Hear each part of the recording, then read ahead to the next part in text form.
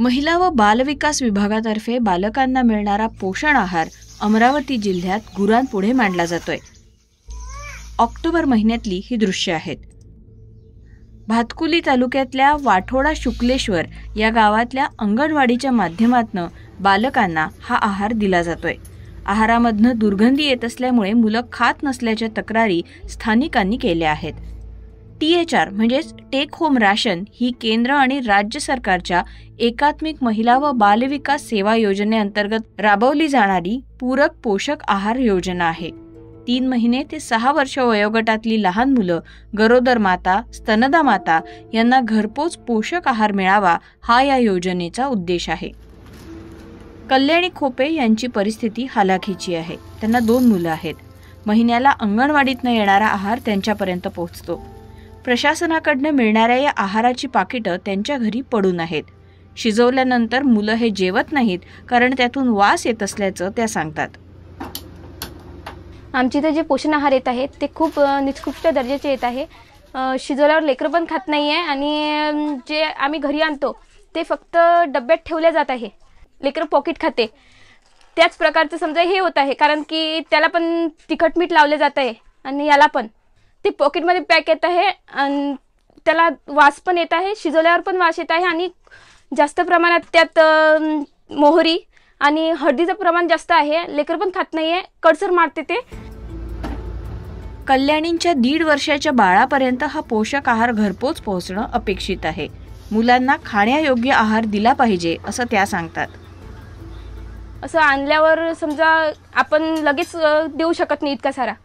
तो समजा जोपर्यंत दुसरा आहार येतो तोपर्यंत तो आहार पुरला पाहिजे। यापूर्वी जो आहार यायचा तो कसा होता? तो थोडाफार बरा होता। म्हणजे आपण त्यामध्ये वरण सुद्धा करून देत होतो। त्यानंतर लेकरांना खिचडी पण करून देत होतो। आता हे समजा हा आहार येत आहे, हा आहार खिचडीचा पण लायकीचा नाही आहे आणि लेकरांना द्यायचा पण लायकीचा नाही आहे। इतर गावकऱ्यांच्या तक्रारीही कल्याणींसारख्याच आहेत। गरोदर महिलांनाही हाच आहार पुरवला जातोय। आरती कावलपुरे यांना देखील हाच आहार मिळतो। त्यांचा 8वा महिना सुरू आहे। तो जो आहार मिळतो मला फक्त 1 महिन्याचा मिळालेला आणि त्यानंतर तो आहार एवढा बेकार आहे। त्यामध्ये सोंडे, किडे आणि मामुजीचे लेंड्या वगैरे निघत होत्या म्हणून तो ढोरालेच टाकून दिला। त्यानंतर आम्हाला आहार मिळालाच नाही। त्या आहारामध्ये सोजी होती आणि मुगाची खिचडी होती, तुरीची खिचडी होती। आधीचा जो आहार होता चना डाळ होती आणि साखर होती, तांदूळ होते, तेल होते, गहू होते। आधीसारखा आहार जर मिळाला तर सर्वांनाच चांगलं होईल। लहान लहान मुलं पण खातात। अंगणवाडी सेविकांमार्फत हा आहार लाभार्थ्यांपर्यंत घरपोच दिला जातो। मंगला गुडघे अंगणवाडी सेविका म्हणून काम करतात। 2 महिन्यात काय झालं, पाकिटामध्ये फरक पडला। मिक्स पाकिटं आली, म्हणजे तांदूळ, तुरीची डाळ, त्यालाच म्हणजे हळदही त्याच्यामध्ये, तेलही त्याच्यामध्ये, मीठही त्याच्यामध्ये, तिखटही त्याच्यामध्ये, असं मिश्रण करून ते पॅकिंगचं पाकिट 2 तूर डाळीचे आणि 2 मूग डाळीचे असे पॅकिंग करून पाकिट आहे आणि प्रोटीनयुक्त असे 4 पाकिट आहे। तर काही पालकांच्या तक्रारी अशा आल्या की बा आमचे मुलं आहार खात नाही।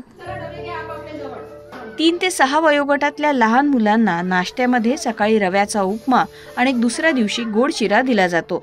सोबतच जेवणात तांदूळ आणि मसूर डाळीची पौष्टिक खिचडी दिली जाते। हा आहार खाण्यायोग्य नसल्यामुळे शासनाचे पैसे वाया जात असल्याचं चित्र आहे।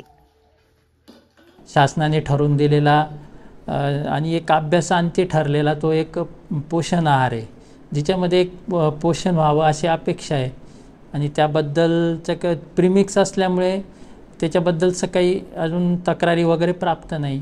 तशा काही तक्रारी प्राप्त झाल्या तर निश्चितपणे त्या आपण वरिष्ठ लेवलला आपण त्या पाठवू। कुपोषण कमी करत बाळांना सुदृढ करण्याच्या दृष्टीने पूरक पोषक आहारावरती जोर दिला जातो। 63,90,000पेक्षा अधिक लाभार्थ्यांना या योजनेतनं लाभ मिळाल्याचा दावा राज्य सरकारने केलाय। पण आहाराच्या दर्जावरनं काही गावांमध्ये वस्त्यांमध्ये मात्र नाराजी दिसते।